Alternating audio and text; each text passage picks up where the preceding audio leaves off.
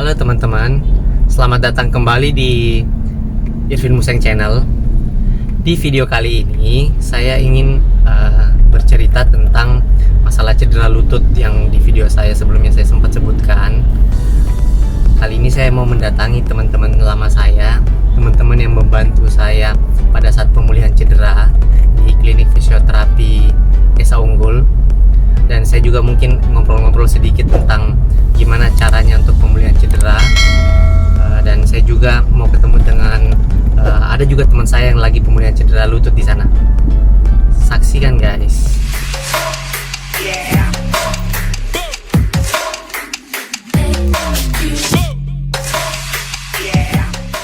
Teman-teman, kita udah sampai di kampus Esa Unggul. Kita lihat apa kegiatan mereka ya. Kita lihat teman-teman kita juga. Oh, ternyata rame teman-teman.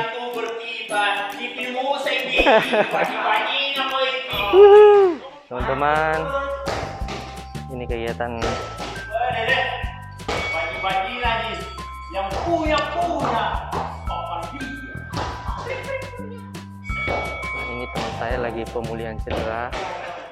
Jajang, pemain Bayangkara FC.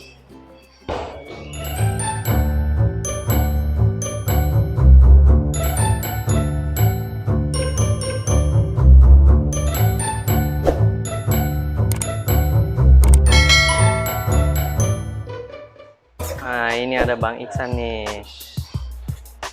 halo guys. Gimana kabar? Baik. Bang, ini sekarang lagi pemulihan sudah fase berapa nih? Fase akhir ya. Oh, berarti udah mau lulus ya. Yang dulu yang kena cedera lutut sebelah mana? Kanan. Iya. Ini cuma agak buat melatih kekuatan aja sih. Oh, penguatan ya.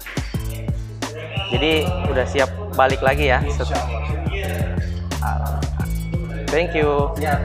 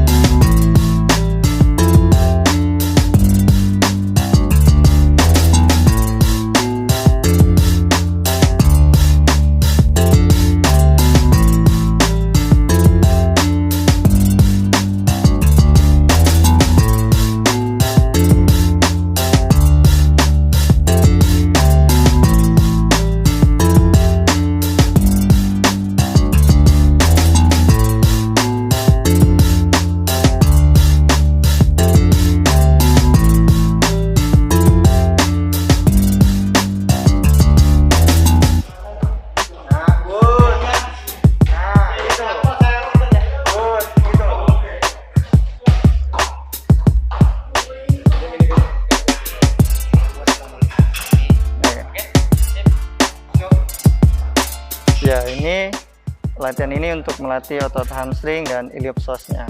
Jadi untuk dia biar menstabilisasi hipnya dan pada saat untuk mengkoreksi gerakan waktu bisa untuk pada saat berlari. Ya, halo, Bang Ito.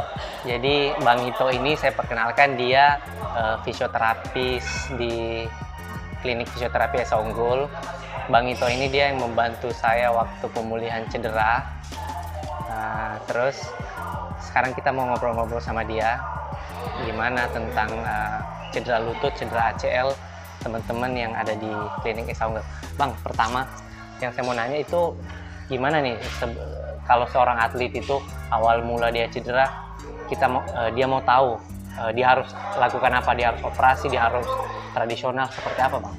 Oke, kalau pertama kali atlet itu ngalamin cedera itu pasti yang kita anjurkan adalah dia melakukan pertolongan pertama dulu kan. Iya. Dia melakukan pertolongan pertama untuk cederanya. Setelah itu mulai dengan pemeriksaan fisik. Jadi pemeriksaan fisik itu fisioterapi bisa lakukan. Saat fisioterapi melakukan pemeriksaan fisik yang tentunya yang berdasarkan ilmu fisioterapi, terus nanti kita dapat diagnosa sementara. Ya.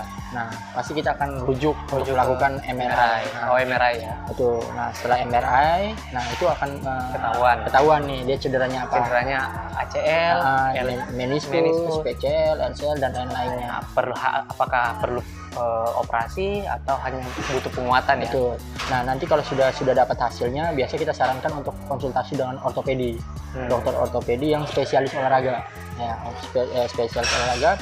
Jadi nanti yang sebenarnya yang menentukan dia harus operasi apa enggak itu di dokter. Ya. Teman kita fisioterapi juga sebenarnya tahu, cuman ranahnya sudah dokter yang harus memvonis. Gitu. Oh, gitu ya. Oh, kalau misalnya mereka sudah divonis oleh dokter untuk harus melakukan operasi, berapa lama masa pemulihan setelah pasca operasi? Misalnya kita ngomong ACL lah, Oke. ACL. Kalau kondisi ACL-nya putus, tidak ada teman-teman yang lain ikut, artinya teman-teman di sini ada meniskus atau tulang rawan, itu bisa makan waktu 6 sampai 7 bulan.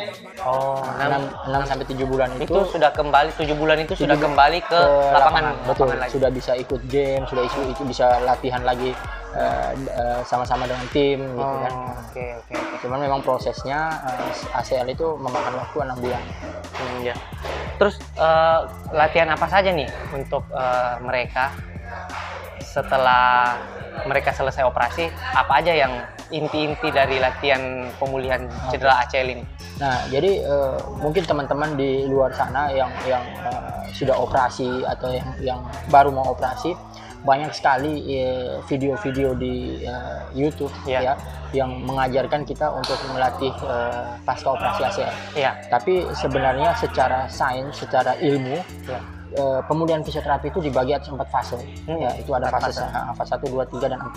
Ya. Nah, fase pertama itu benar-benar fase yang krusial. Ya. Jadi kita harus benar-benar latihannya tepat, harus benar. Kalau enggak, kalau itu nanti bakal lama. Ke belakangnya panjang. akan timbul masalah baru. Masalah baru itu bisa nekuknya nggak bisa, lurusnya susah, atau masih ada timbul sakit, atau mungkin ada cedera lainnya. Nah, terus fase kedua itu mulai yang latihannya sifatnya latihan beban. Iya. Latihan beban untuk penguatan paha, hamstring ya. Terus core-nya harus dikuatin. Nah, karena kalau pahanya kuat, hamstringnya kuat, beban ke lutut nggak terlalu berat ya, akan berkurang ya. Betul. Tapi kalau secara spesifik kita omong nggak hanya paha depan sama paha belakang aja, tapi di betisnya, di bagian panggulnya, sampai di bagian core-nya harus semua harus kuat ya. Iya, nggak cuma satu otot atau 2 otot aja yang kita latih.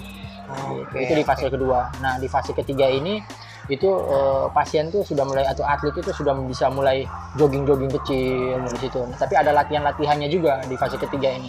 Tapi pasti di masa fase 1, 2, 3 dan 4 ini kan biasa para atlet, para pemain bola ini dia merasa jenuh ya.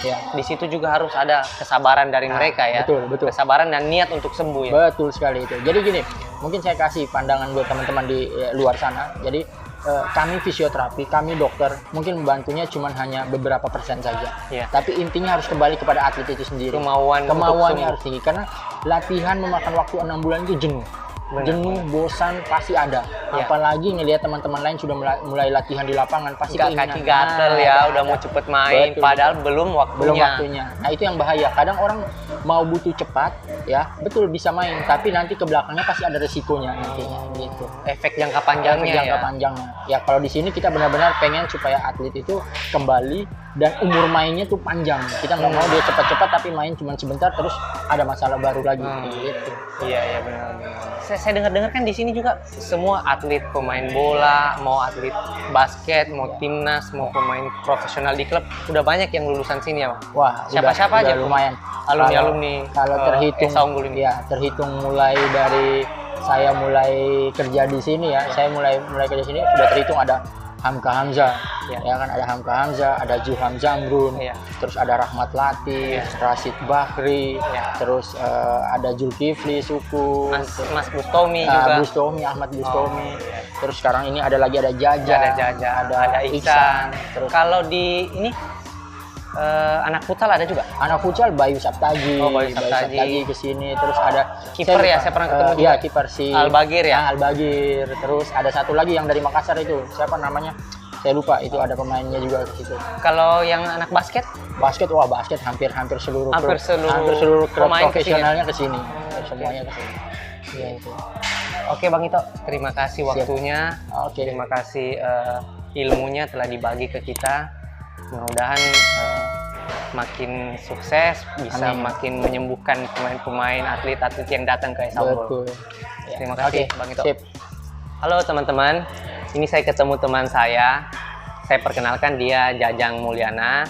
Sekarang dia pemain Bayangkara FC, mantan pemain timnas juga. Sekarang kita mau ngobrol-ngobrol sama dia. Jang, sekarang kan lu udah operasi nih. ACL ya kemarin. ACL, PCL, LCL, meniskus. Cuman Banyak ya? MCL-nya doang yang aman. Cuman Ada sekarang 4. tapi Alhamdulillah sampai sekarang nggak ada keluhan. Terus ya alhamdulillah operasi juga lancar. udah lancar ya. Sekarang 7 bulan, jalan 7 bulan. Oh, berarti udah hampir lulus dong. Masih lama, lulus bulan Juli lah, Juli Agustusan. Oh, bulan Juli. Oh, berarti pas lah momennya udah Ya. liga udah mau jalan Pas lagi ya. liga mulai kita udah penyesuaian di lapangan. Insya Allah udah siap. Nah, Jang, terus sekarang berarti fasenya udah masuk ke fase ketiga, fase keempat. Fase ketiga Fase kayaknya. ketiga ya. Oke. Jadi teman-teman, teman kita ini Jajang, dia sudah operasi, sekarang udah tahap penyembuhan yang ketiga. Udah Udah jalan. 80% lah. Udah 80% ya. Mungkin di bulan Juli dia sudah bisa comeback, sudah bisa kembali ke lapangan hijau. Kita doakan teman kita Jajang supaya Amin, dia amin, bisa kembali ke lapangan dan Amin. bisa bermain kembali. Amin. Jang, terus kan sekarang kemarin itu ada keputusan dari PSSI Iya. kalau nanti liga akan dilanjutkan tanpa ada promosi dan tanpa ada degradasi. Dan Tapi katanya tanpa ada penonton juga. tanpa ada penonton. Terus digelarnya mungkin di sekitaran daerah Jawa. Oh, dari Kayak home turnamen home gitu turnamen lah. ya. Jadi pendapatmu sebagai pemain gimana yang tentang hasil keputusan PSSI ini? Kalau bagi saya sendiri sebagai pemain ya alhamdulillah liga akan segera dimulai lagi di bulan September. Ya. Ya saya sebagai pemain tuh sangat berharap, dan bukan saya aja, mungkin Semua pemain, semua teman-teman. pemain dan mungkin semua supporter dan penonton yang ada di Indonesia, Jadi mereka ada hiburan lagi. karena kita mungkin butuh hiburan.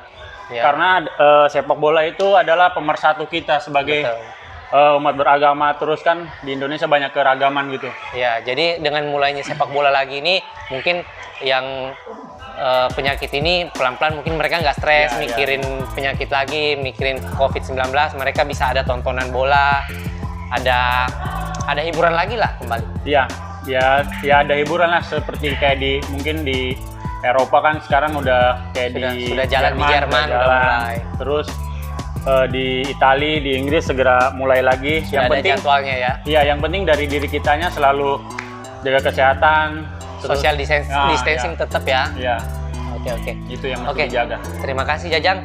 Semoga sukses di Amin, Bayangkara amin, FC. amin, amin, amin. Thank you. Jangan lupa like, comment, and subscribe. Sepak bola, masa lalu, masa depan. Jangan lupa like, comment, and subscribe Irfin Museng Channel. Sepak bola, masa lalu, masa depan. Yeah.